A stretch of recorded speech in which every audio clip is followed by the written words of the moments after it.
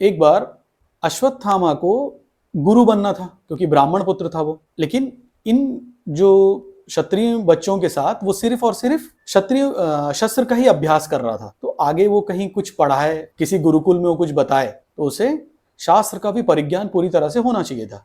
तो इस वजह से क्या होता है, जब वो नदी किनारे सबको सब वो सिखाते हैं, तो नदी किनारे सारे बच्चों को जब वो सिखाते हैं तो वो देखते हैं, वो सब को ना गुंडी दिए रहते हैं जिसको हम मटका कहते हैं, उसमें वो अपने बच्चे को बड़े मुख वाला मटका देते हैं और बाकी सभी को छोटा मुख वाला मटका देते हैं, तो ताकि उनका जो बेटा है वो जल्दी भर के आ जाए। इस बीच जो है वो उसको वेदों का कुछ अंग उसको बता दें और फिर इन बच्चों के साथ, क्षत्रिय बच्चों के साथ वो शस्त्र का अंग भी बताएं। लेकिन अर्जुन ये चीज पहले दिन ही देख लेता है और वो वरुण के मंत्र से, इसके पहले जब द्रोणाचार्य सबको ये सिखाते हैं, कहाँ उसको उपयोग करना है ये गुरु नहीं बताएगा, परिस्थितियां आपको सिखाती हैं। और अर्जुन उस सीखने के लिए वो वरुण मंत्र से बहुत जल्द ही उसके मटके को भर लेता है, भर के वो वापस आता है। अश्वत्थामा और अर्जुन दोनों एक साथ आते हैं। इसको देख के अत्यंत प्रसन्न हो जाते हैं द्रोणाचार्य, आसक्ति देखिए उसको उस विद्या को सीखने के लिए। फिर उस दिन वो सिखाते हैं। तो जो जो अश्वत्थामा जानते थे वो उससे ज्यादा अर्जुन जानते थे।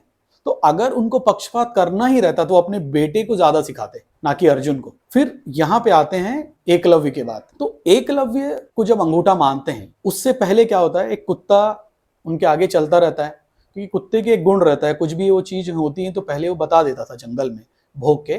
तो जो क्षत्रिय लड़के हैं या गुरु, वो छिप के वो उन परिस्थितियों से दूर चले जाते थे। तो वो उस कुत्ते का भौंकना देख के, तो कुत्ता जब उसको भौंकता रहता है, उसको प्रैक्टिस में, उसको कंसंट्रेशन में उसको दिक्कत होती है, वो अपना ध्यान नहीं लगा पाता, क्योंकि अभी तक वो कैसे सीखा था, किसी भी ऐसे विषम परिस्थितियों में उसने कभी अभ्यास नहीं किया था। जैसे जैसे उसकी आवाज आ रही है ना, वैसे वैसे होंठ उसके सील देता है वो अपने तीर से, सिर्फ ध्वनि सुन के। आप अगर आ बोलेंगे तो कोई एक साइड देखना, आपका जीभ और उसमें जाए, तो वैसा उसने उसके भोंकने से कौन सा होंठ ऊपर और नीचे आ रहा है और कौन सा दांत और एरिया, वो एरिया वो सिल देता है। लेकिन इसमें दिखा क्या, कुछ लोग इसको कुशलता मानते हैं, लेकिन कुछ लोग इसे मानते हैं क्रूरता।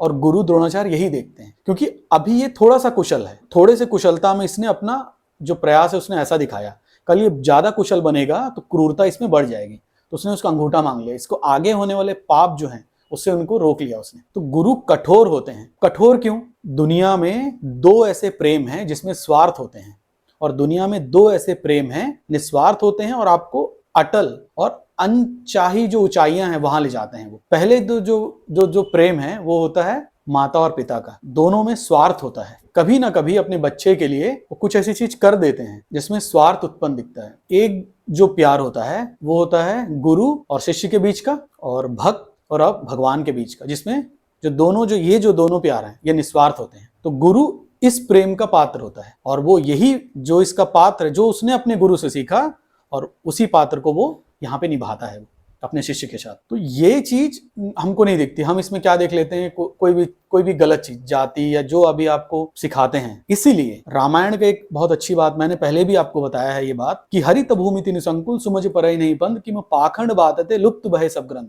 अगर आप पाखंडियों से शास्त्र की विवेचना, व्याख्या अगर आप सुनोगे तो ऐसी ही चीजें आपको मिलेगी जो कि आपको सही चीज नहीं बता पाएंगे। इसीलिए गुरुमुख आपको सुनना है, इसलिए आपको शास्त्र चक्षुओं से देखना है, शास्त्रों के चक्षुओं से देखना है। बहुत ही महत्वपूर्ण चीज द्रोणाचार्य के पक्ष में, उनके जो द्रौपदी के पिता थे द्रुपद, वो एक समय पे गुस्सा हो जाते हैं। उस गुस्से में वो यज्ञ करते हैं कि अर्जुन जैसा उनको दामाद चाहिए रहता है, उसके लिए एक पुत्री चाहिए जो कि माता द्रौपदी होती हैं, और एक पुत्र चाहिए रहता है जो वध करेगा द्रोणाचार्य जी का। और यज्ञ से दो लोग आते हैं, धृष्टद्युम्न और माता द्रौपदी। देखिए आप नियति को, कि क्योंकि वो जानता था अभी धरती में जो सबसे कुशल जो गुरु थे द्रोणाचार्य, और द्रुपद जो है अपने बेटे को द्रोणाचार्य जी के पास भेजते हैं। From the very beginning day, जिस दिन से उसकी शिक्षा शुरू होती है ना, उस दिन से जानते थे कि ये मेरे मृत्यु का कारण बनेगा। और ऐसा जानते हुए भी उसने कभी भी उनको ये नहीं कहा कि मैं नहीं सिखाऊंगा। जो जो उन्होंने अर्जुन को सिखाया, वो सारी चीजें, जो चीजें उन्होंने पांडवों को सिखाए, कौरवों को सिखाए, अपने पुत्र को सिखाया, सारी कौरव सेना को सिखाया, वो सारी चीजें उन्होंने धृष्टद्युम्न को सिखाई। ऐसी कोई चीज नहीं थी जो उसको नहीं है। इवन वो बहुत कुशल वॉरियर था। जब भी आप शास्त्रों पे या उसके लोगों पे जब आप विवेचना करते हैं, तो आप सोचिए कौन आपको क्या बता रहा है और क्या। किसी का ऐसा